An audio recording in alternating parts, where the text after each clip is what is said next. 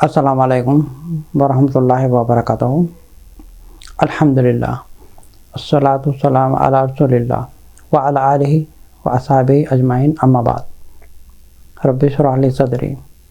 ویسر لی امری واحلل عقدۃ من لسانی یفقہوا قولی۔ آج کے ایپیسوڈ میں صحیح بخاری کی حدیث نمبر 1903 بیان کرتا ہوں۔ رسول صلی اللہ علیہ وسلم نے فرمایا کہ جو انسان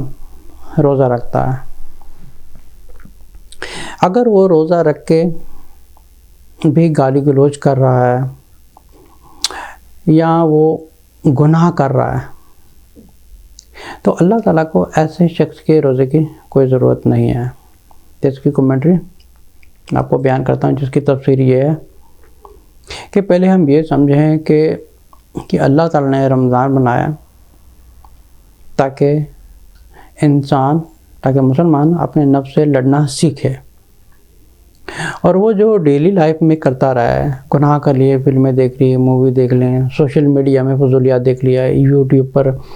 غلط چیزیں دیکھ لیں، یا کچھ بھی ایسی چیزیں کر لی جو اللہ ڈسپلیز ہوتے ہیں ہر چیز سے،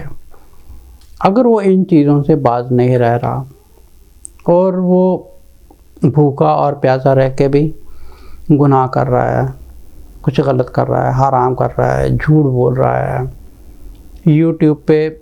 ناجائز چیزیں دیکھ رہا ہے، غیر محرم دیکھ رہا ہے، گالی گلوچ کر رہا ہے، لڑائی کر رہا ہے، جھگڑا کر رہا ہے،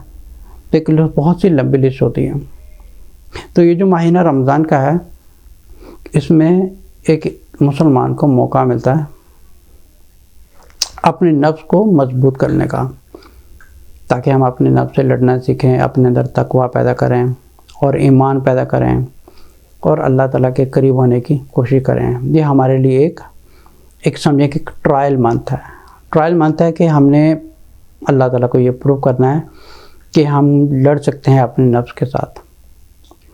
اور جو حدیث ہے اس کے مطابق اگر کوئی روزہ رکھ کر بھوکا پیاسا رہ کر بھی سب کچھ کر رہا ہے تو پھر یہ سوچے کہ روزہ رکھنے کا مقصد کیا ہے، بھوکا رہنے کا، پیاسا رہنے کا مقصد کیا ہے۔ تو بیسیکلی اس حدیث کا مطلب یہ ہے کہ ان کے روزے نان ایکسیپٹیبل ہیں، تو وہ اپنے نفس کو راضی کرنے کے لیے یا پبلک کو دکھانے کے لیے، یا موسٹلی کیا ہوتا ہے کہ اپنے نفس کو راضی کرنے کے لیے روزہ رکھتے ہیں، بھوکے پیاسے رہ رہی ہے، لیکن اب پھر بھی سب کچھ کر رہے ہیں، سود کا بھی کام کر رہے ہیں، غلط کام کر رہے ہیں، حرام کر رہے ہیں، یوٹیوب میں فضولیات دیکھ رہے ہیں، ڈرامے دیکھ رہے ہیں، فلمیں دیکھ رہے ہیں، میوزک سن رہے ہیں، سب کچھ کر رہے ہیں، تو پھر آپ کو بھوکا رہنے کا کوئی فائدہ نہیں ہے، کیونکہ ویسے بھی آپ کو 0 مارکس ملنے والے ہیں۔ یہ مہینہ ہوتا ہے زیادہ سے زیادہ تسبیح کرنے کا، اذکار کرنے کا، اور اپنے آپ کو اللہ تعالیٰ کے ساتھ زیادہ سے زیادہ جوڑنے کا۔ چلیے آج کا ایپیسوڈ میں یہیں پہ ختم کرتا ہوں، اور آج کا نیکسٹ سوال میں لیتا ہوں۔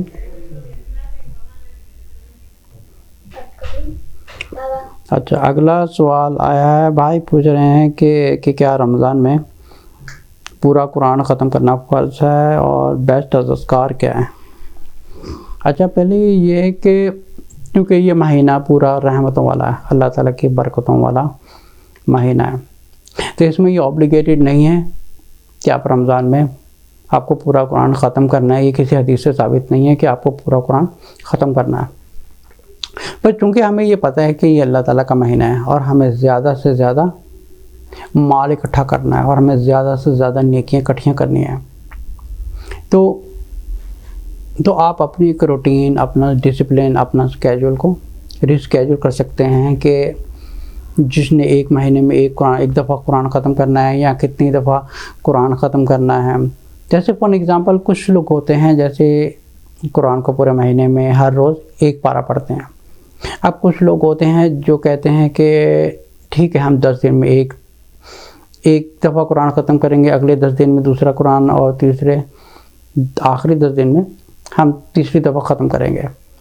اور کچھ لوگ ایسے ہیں جو کہتے ہیں کہ ہم نے 1 ہفتے میں قرآن کو ختم کرنا ہے۔ دیکھیں، قرآن کو ختم کریں، پہلی بات ہے اس کو بہت محبت سے پڑھیں، اس کو بہت تجوید کے ساتھ اچھے طریقے سے پڑھیں، ایسا نہیں ہے کہ آپ کی آنکھیں بھاگ رہی ہیں آپ کو پتہ بھی نہیں ہے آپ کو پڑھ کیا رہے ہیں، اور لوگوں کو یہ بتا رہے ہیں کہ میں نے تو اتنی دفعہ قرآن ختم کیا تھا، میں نے تو اتنی بار قرآن ختم کیا تھا۔ تو ایسے قرآن ختم کرنے کا کچھ فائدہ نہیں ہے۔ تو قرآن پڑھنا ہے آپ کو ایک ایک لفظ کو زبان سے بولنا ہے، نہ کہ آپ کو آنکھیں بھگانی ہیں، ہر لفظ کے اوپر آنکھیں بھگانی ہیں۔ قرآن پڑھیں، آپ اس کی روٹین بنائیں۔ جیسے فار ایگزامپل اگر کوئی زیادہ پڑھنا چاہتا ہے تو ایک ریکمینڈڈ چیز ہے، جیسے آپ ظہر کے بعد ایک پارہ پڑھ سکتے ہیں، عصر کے بعد، عشاء کے بعد یا فجر کے بعد ایک پارہ پڑھ سکتے ہیں۔ اسی طرح ہم اپنی ایک اسکیجول کو سیٹ اپ کر سکتے ہیں۔ اور جو اذکار ہیں ان کی تو کوئی لمٹ نہیں ہے، آپ کوئی بھی ذکر کر سکتے ہیں، لیکن جو سب سے نمبر 1 ذکر ہے وہ ہے لا الہ الا اللہ۔ اور وہ ایسا نہیں پڑھنا آپ نے کہ لا الہ الا اللہ لا الہ الا اللہ لا الہ الا اللہ، تو آپ نے سب پتہ چلے گا آپ نے کچھ منٹ میں ہی سینکڑوں دفعہ ختم کر دیا۔ This has to be nicely recited. لا الہ الا اللہ لا الہ الا اللہ لا الہ الا اللہ۔ آپ اس طرح پڑھیں کہ جو لا الہ الا اللہ ہے آپ کے دل کے اندر جائے، نہ کہ آپ کی زبان میں ایک رٹا مار رہے ہیں آپ۔ اس کے علاوہ اور ذکر ہے، جیسے درود شریف ہے، اللہم صلی علی محمد وعلی آل محمد کما صلیت علی ابراہیم وعلی آل ابراہیم انک حمید مجید۔ اس طرح آپ اور بھی خوبصورت اذکار ہے، جیسے استغفار کی تسبیح ہے، استغفر اللہ ربی من کل ذنب واتوب الیہ۔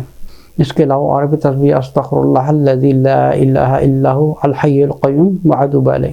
اس طرح بہت سے اذکار ہیں، لیکن سب سے بڑا جو ذکر ہے وہ ہے لا الہ الا اللہ۔ آپ جتنا لا الہ الا اللہ زیادہ پڑھیں گے، آپ سمجھیں کہ اس کی مثال ایسی ہے جیسے آپ کے پاس ایک باسکٹ ہے، بالٹی ہے پانی کی، اس بالٹی میں ایک ہلکے ایک قطرہ چلتا جا رہا ہے، وہ کرتے کرتے ایک وقت آئے گا بالٹی پوری بھر جاتی ہے۔ جیسے ایک اور ایگزامپل ہے، جیسے کوئی ٹوٹی لیکنگ ہو رہی ہے یا کوئی ٹیپ لیک ہو رہا ہے، اس میں سے ایک قطرہ گرتا ہے۔ آپ نے اکثر غور کیا ہوگا کہ جس جگہ پہ قطرہ گرتا ہے، بے شک ایک ہی قطرہ گر رہا ہے، لیکن جس جگہ پہ گرتا ہے تو اس میں آپ نے بہت سے لوگوں نے یہ غور کیا ہوگا کہ جس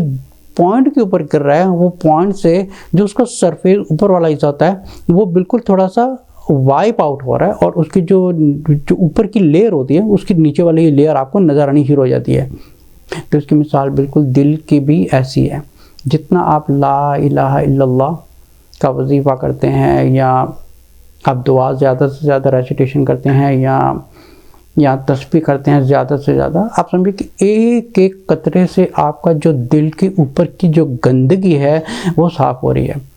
یہاں تک کہ ایک لمٹ آ جاتی ہے کہ آپ کی پوری روح پاک ہونا شروع ہو جاتی ہے۔ تو سب سے بڑا ذکر یہ ہے، آپ زیادہ سے زیادہ کریں، اور اس مہینے میں زیادہ سے زیادہ درود پڑھیں۔ ویسے بھی ایک دفعہ درود پڑھنے سے 10 رحمتیں آتے ہیں۔ تو آپ یہ دیکھیں کہ رمضان کے مہینے میں اللہ تعالیٰ نے ویسے بھی جو عام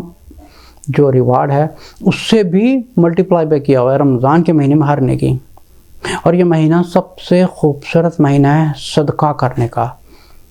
زکوٰۃ دینے کا، صدقہ کرنے کا سب سے خوبصورت مہینہ ہے۔ اور اس مہینے میں جتنی کوئی صدقہ کرتا ہے اللہ تعالیٰ اس کو انشاءاللہ اس کی آخرت میں بھی وہ بھی کام آنے والا ہے، اور دنیا میں بھی کام آنے والا ہے، اور صدقے سے کبھی رزق کم نہیں ہوتا، رسول صلی اللہ علیہ وسلم کا فرمان ہے۔ تو آج کا ایپیسوڈ یہیں پہ ختم کرتا ہوں، انشاءاللہ ملتے ہیں اگلے ایپیسوڈ میں، اور سب کو بہت بہت ڈھیر سا محبت میری طرف سے، اور مجھے دعا میں بہت یاد رکھیے گا۔ السلام علیکم ورحمۃ اللہ وبرکاتہ۔